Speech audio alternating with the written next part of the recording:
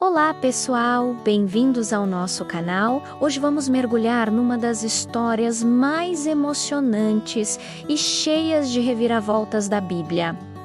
A saga de José, uma jornada que nos mostra como a inveja pode destruir, mas como a fé e o perdão podem reconstruir tudo de uma forma ainda mais grandiosa. Então prepare-se para essa história incrível de superação e propósito. Tudo começa com Jacó, que tinha 12 filhos, mas um carinho especial por José, o filho de sua velhice, com sua amada esposa Raquel. Para demonstrar esse afeto, Jacó deu a José uma túnica única, longa e colorida. Era uma peça de vestuário linda que destacava José entre seus irmãos. Mas esse favoritismo de Jacó, infelizmente, plantou uma semente perigosa no coração dos outros filhos.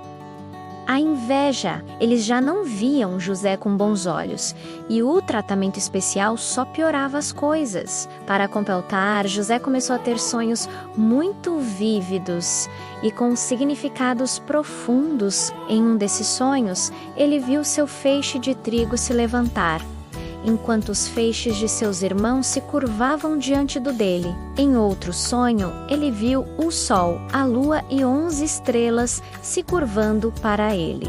Com a inocência de um jovem, José compartilhava esses sonhos com sua família, para seus irmãos. Isso soou como pura arrogância. Eles interpretaram que José estava dizendo que um dia governaria sobre todos eles. A inveja que sentiam se transformou em ódio. A cada dia, a tensão na família crescia e seus irmãos mal conseguiam falar com ele sem demonstrar desprezo. Eles começaram a conspirar, pensando em como poderiam se livrar daquele irmão sonhador que tanto os irritava. Um dia, Jacó pediu a José para ir até o campo, onde seus irmãos estavam pastoreando as ovelhas, para ver se estava tudo bem com eles. Quando os irmãos o viram chegando de longe, com sua túnica colorida, viram a oportunidade perfeita. Lá vem Gu, sonhador, disseram eles. O plano inicial era terrível: matá-lo e jogar seu corpo em uma cova.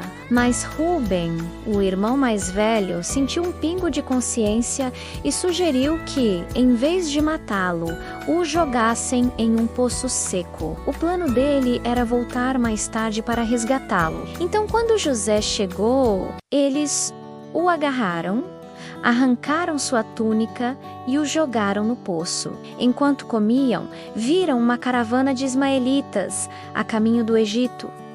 Foi Judá quem teve outra ideia. Que proveito teremos se matarmos nosso irmão?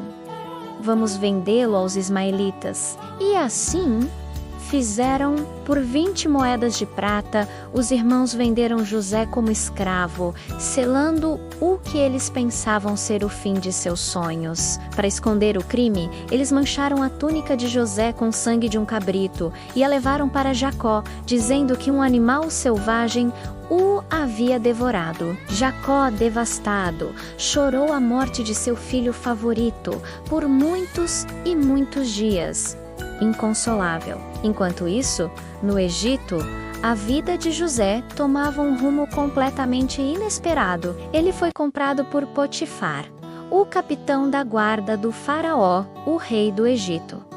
Mas José não era um escravo comum. Onde quer que ele estivesse, a bênção de Deus estava com ele. Potifar percebeu rapidamente que tudo o que José fazia prosperava. Ele era trabalhador, honesto e inteligente. Logo, Potifar confiou a José a administração de toda a sua casa e de todos os seus bens. José se tornou o homem de confiança de Potifar, e a casa do egípcio prosperou por causa dele. José era um jovem de boa aparência, e a esposa de Potifar começou a honrá-lo com desejo. Dia após dia, ela tentava seduzi-lo, mas José, fiel a Deus e a seu senhor, recusava firmemente. Ele dizia: "Meu senhor confia em mim com tudo o que tem em sua casa. Como eu poderia cometer uma maldade tão grande e pecar contra Deus?" A integridade de José era inabalável. Um dia, porém, ela viu uma oportunidade. Não havia mais ninguém em casa. Ela o agarrou pela capa e insistiu para que ele se deitasse com ela. José, desesperado para fugir daquela situação, deixou a capa em suas mãos e correu para fora.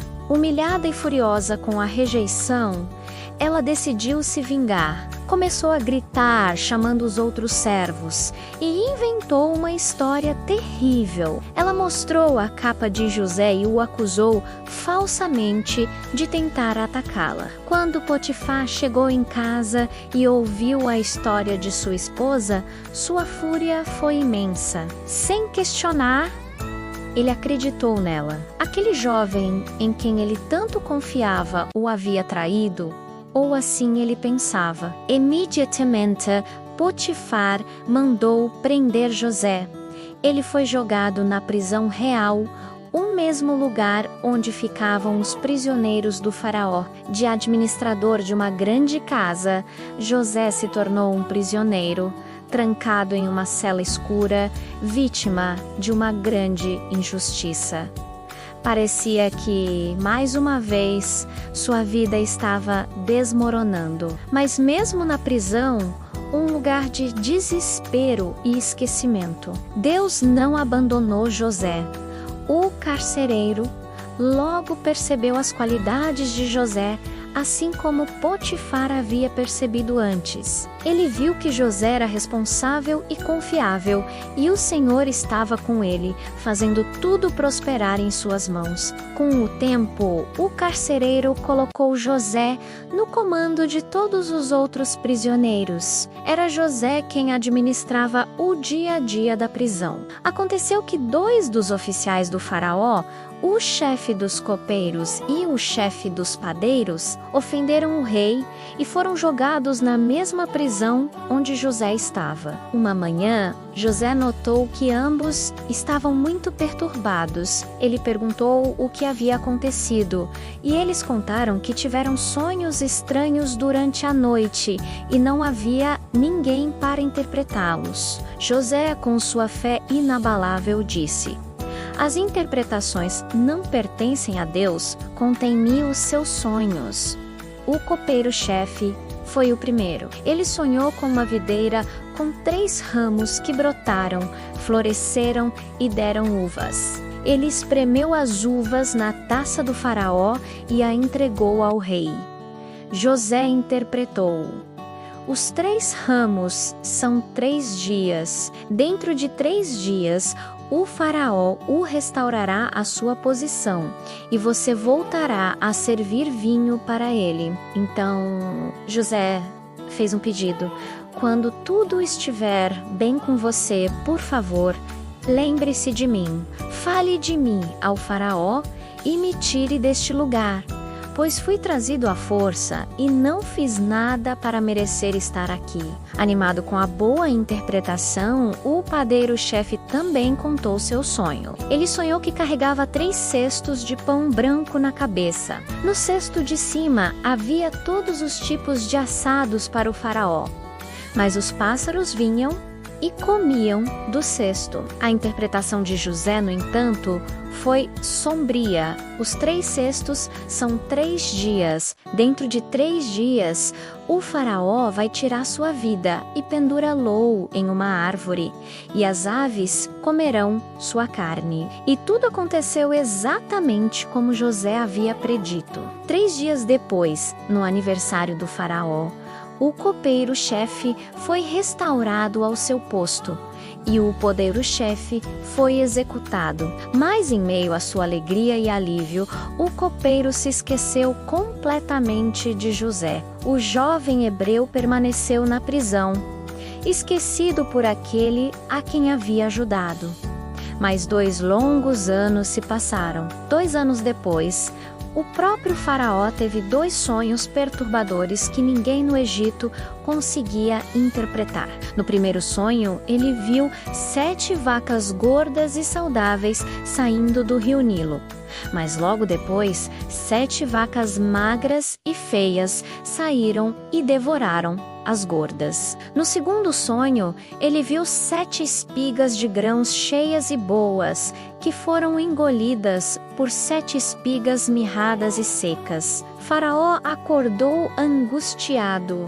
Ele convocou todos os magos e sábios do Egito, mas nenhum deles soube dar um significado para aqueles sonhos. Foi nesse momento que o chefe dos copeiros finalmente se lembrou. Ele se aproximou do faraó e disse: "Hoje me lembro das minhas falhas. Quando eu estava na prisão, um jovem hebreu interpretou meu sonho e o do padeiro, e tudo aconteceu exatamente como ele disse." Imediatamente, o faraó mandou chamar José. Tiraram-no às pressas da masmorra. Ele se barbeou, trocou de roupa e foi levado à presença do rei mais poderoso da terra. O faraó disse a José: "Tive um sonho que ninguém consegue interpretar, mas ouvi dizer que você tem esse dom." Com humildade, José respondeu: "Eu não posso fazer isso, mas Deus dará ao faraó a resposta que ele busca." Após ouvir os sonhos, José explicou: "Os 2 sonhos têm o mesmo significado. Deus está mostrando ao faraó e que ele está prestes a fazer. As 7 vacas gordas e as 7 espigas cheias representam 7 anos de grande fartura em todo o Egito, mas depois deles virão 7 anos de uma fome tão severa que a abundância será esquecida." José não parou por aí. Ele ofereceu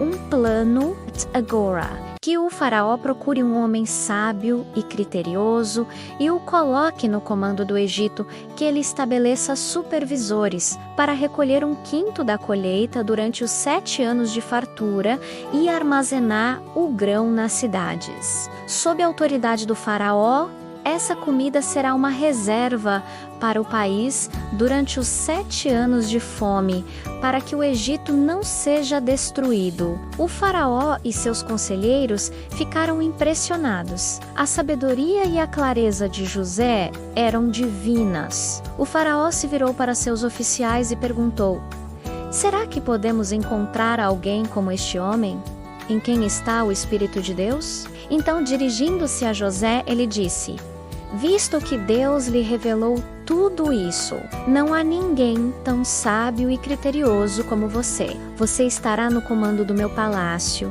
e todo o meu povo se sujeitará às suas ordens. Apenas no trono eu serei maior que você." Naquele dia, José, o jovem escravo e prisioneiro, foi nomeado governador de todo o Egito. O faraó lhe deu seu anel de sinete, vestiu-o com roupas de linho fino, colocou um colar de ouro em seu pescoço e lhe deu uma esposa, Asenate. Aos 30 anos de idade, José começou a viajar por todo o Egito, implementando seu plano. Durante os 7 anos de fartura, ele armazenou uma quantidade tão imensa de grãos que era impossível medir. Então, como previsto, os anos de abundância acabaram e a fome começou. A escassez de alimentos atingiu não apenas o Egito, mas todas as terras ao redor. No entanto, graças à administração sábia de José, o Egito tinha comida. Quando o povo egípcio clamou ao faraó por pão, ele os enviou a José, dizendo: "Façam o que ele lhes disser." José abriu os armazéns e vendeu grãos aos egípcios e a pessoas de todas as nações que vinham ao Egito em busca de sustento. A fome era severa também em Canaã, onde a família de José vivia. Jacó ouviu dizer que havia grãos no Egito e enviou 10 de seus filhos para comprar comida. Elmon teve Benjamim, o irmão mais novo, e o único outro filho de Raquel, em casa com medo de que algum mal lhe acontecesse. Quando os irmãos chegaram ao Egito, foram levados perante o poderoso governador para pedir permissão para comprar grãos. Eles se curvaram diante dele com o rosto no chão, sem fazer a menor ideia de que aquele homem imponente era o irmão que haviam vendido como escravo 20 anos antes. José os reconheceu imediatamente, mas sei contive, ele se lembrou dos sonhos de sua juventude,